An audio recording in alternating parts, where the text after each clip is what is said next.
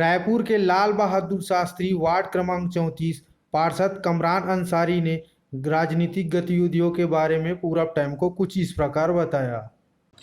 नमस्कार साथियों, आज हम कमरान अंसारी जी से बात करेंगे, जो कि यहाँ के पार्षद भी है और निरंतर इनका योगदान रहता है अपने वार्ड में सुबह से शाम तक का। और अभी कुछ दिन पहले की बात है कि इन्होंने अपने वार्ड में पट्टा वितरण का भी कार्य किया गया। पहले तो हम इनके परिचय से चालू करेंगे। नमस्कार सर, मैं सबसे पहले बधाई दूंगा पूरब टाइम्स को। दैनिक पूरब टाइम्स ने बहुत अच्छे सराहनीय कार्य किए हैं। इस पत्र के माध्यम से हमने देखा है कि हमारे लोग सत्यता को जानते हैं और सत्य जब सामने आता है तो लोगों का विश्वास उस पर प्रकट होता है। मैं कामरान अंसारी, पार्षद नगर निगम रायपुर लाल बहादुर शास्त्री वार्ड से हूँ। और जी, देख सकते हैं कि भारतीय जनता पार्टी जो है अभी 2 महीने 3 महीने से सक्रिय हुई है, पर हमारे मुख्यमंत्री आदरणीय भूपेश बघेल जी ने 5 साल में जो काम करके दिए हैं लोगों को, और यहाँ की जनता जो उनसे खुश है, तो यही है कि भारतीय जनता पार्टी के पास कोई काम है नहीं और उसके पास कैंडिडेट है नहीं, तो उसने सूची जारी कर दी। और रही बात हमारे कांग्रेस पार्टी की, तो कांग्रेस पार्टी हर चीज़ों को तोल मोल कर पब्लिक के हिसाब से जनता के हित में काम करने वाली पार्टी है, जैसा आप देख सकते हैं। और इसीलिए हमारी टिकट जो है, और कांग्रेस पार्टी के लिए लोगों का उत्साह है, लोगों की जागरूकता है कांग्रेस पार्टी का साथ देने के लिए, जैसे हमारे भूपेश बघेल जी ने जो काम किया है उसको देखते हुए। सर, जैसे कि विधानसभा चुनाव में कांग्रेस पार्टी के द्वारा किन किन मुद्दों को जनता के सामने को जाएगी, बता सकते हैं इस विषय में? चुनाव में ऐसा कोई सा मुद्दा नहीं है जो ना जाए जनता के बीच में। आप देख सकते हैं कि एक युवा वर्ग, एक बच्चा जो पैदा होता है उससे लेके, एक माँ से लेके, एक पिता से लेके, एक दादा से लेके, दादी से लेके, हर वर्ग को भूपेश बघेल जी ने कहीं ना कहीं कुछ ना कुछ योजनाओं का लाभ दिया है। और उसी के तहत आज आप जैसे देख सकते हैं कि किसानों की खुशी का ठिकाना नहीं है। लोगों को छत दिया भूपेश बघेल जी ने, लोगों को मकान बना के दिया भूपेश बघेल जी ने। पट्टे की बात थी, पट्टा बना दिया। इससे बड़ा चीज़ और क्या हो सकता है।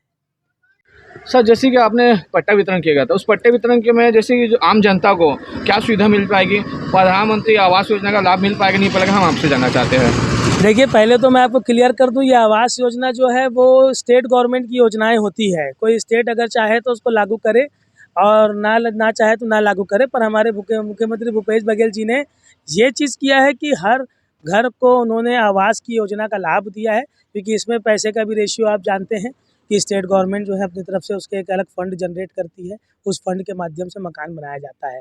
योजना बनाना आसान है, उसको लागू करना बड़ा मुश्किल है। लागू करने की स्थिति में हमारे भूपेश बघेल जी हैं, जो कि स्वयं लागू कर रहे हैं। सर, जैसे कि कुछ दिन पहले की बात है, भारतीय जनता पार्टी द्वारा पर्यटन यात्रा निकाला गया था। जी। उसके बावजूद फिर हमारे हर क्षेत्र में विकास को जो यात्रा निकाला जा रहा है, तो मैं पश्चिम विधानसभा क्षेत्र की बात करूँगा मैं। तो विकास के बारे में थोड़ा बता सकते हैं, 5 साल और 15 साल का अंतर क्या है विकास? छत्तीसगढ़ के विकास की रायपुर के विकास? रायपुर की बात। रायपुर का विकास, छत्तीसगढ़ का विकास अगर आप देखेंगे तो चौतरफा विकास है। आप देख सकते हैं कि हर जगह लोगों के जो योजनाएं हैं, सरकार की योजनाएं हैं, कुछ आवंटन की योजनाएं हैं, जैसे रोजगार की बातें हैं, जैसे बिजली बिल हाफ होने की बातें हैं, जैसे आपका कर्जा माफ़ की बातें हैं और लोन की बातें हैं, महिला समूह की बातें हैं। आज जैसे कुछ हमारे मितानिन बहनें हैं, उनकी जो पेमेंट बढ़ा उसकी बातें हैं। जनता की अगर बात करें तो राशन दुकान बढ़ाया गया है। जनता के हित में हमर अस्पताल जैसी सुविधाएं दी गई है। आत्मानंद स्कूल बच्चों के एजुकेशन से रिलेटेड है। आज इंग्लिश माध्यम स्कूल में हम पढ़ रहे हैं, बच्चे लोग को फ्री ऑफ कॉस्ट पढ़ा रहे हैं। सारी सुविधाएं जहां पर मुख्यमंत्री भूपेश बघेल जी द्वारा लोगों को दी जा रही है।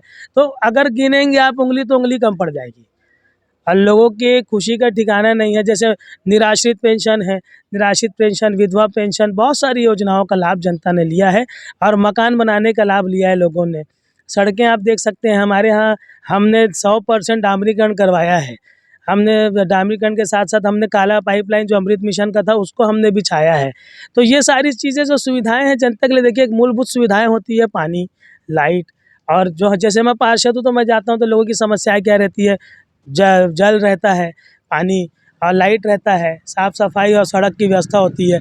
तो मुझे ऐसा लगता है कि विगत 6 महीने साल भर से हमने देखा है कि कहीं कोई किंतु परंतु नहीं आई, किसी ने लाइट की समस्या नहीं बताई, किसी ने सड़क की समस्या नहीं बताई और किसी ने तकलीफ़ नहीं बताई। और लोगों को जो सुविधाएँ मिल रही है, जैसा लोग अपना चाहते हैं कि हमको फ़ायदा मिले, उन लोगों को उस तरीके का फ़ायदा प्राप्त हो रहा है। क्या लगता है सर इस बार बहुमत की सरकार बन सकती है कांग्रेस की, क्योंकि इस जगह बहुत सारी पार्टियां आ गई, जैसे बहुजन समाज पार्टी हो गई, आम आदमी पार्टी हो गई, जनता कांग्रेस, क्या फ़र्क पड़ सकता है सरकार बनाने की कांग्रेस को, क्या बोलना चाहेंगे क्या आप? होता है सर, जनता जागरूक है। एक दौर था सन 1947-48 में, तब जनता को बताया और समझाया जाता था। आज जनता कहीं न कहीं नेताओं से सवाल करती है और जागरूक जनता का सवाल ये भी है कि बहुजन समाज पार्टी है कौन? क्या उपलब्धि है छत्तीसगढ़ में, रायपुर में, किसी क्षेत्र में? सिर्फ़ चुनाव के समय आना और अपने कैंडिडेट को लाना। क्या करते हैं ये लोग? वोट काटने की राजनीति से जनता भी कहीं न कहीं जागरूक है। आप देख सकते हैं कि नोटा जैसी जो चीज़ को निर्वाचन ने लाया है, वो जनता के हित के लिए लाया है, जनता की माँग पर लाया है। तो जब जनता जागरूक होती है तो क्षेत्र का विकास ऑटोमेटिक होता है और क्षेत्र हमारा छत्तीसगढ़ कहीं न कहीं हम 72 पार जा रहे हैं। आप भाजपा की जो टिकट वितरण प्रणाली है उसको देख के ही समझ सकते हैं कि हम 72 पार जा रहे हैं। कहीं न कहीं भूपेश बघेल जी की कार्यशैली से लोग संतुष्ट हैं, विपक्ष कहीं न कहीं क्षिप्त है कि कैसे काम करें, कैसे क्या कार्य करें। क्या मुद्दा है बताइए बीजेपी के पास?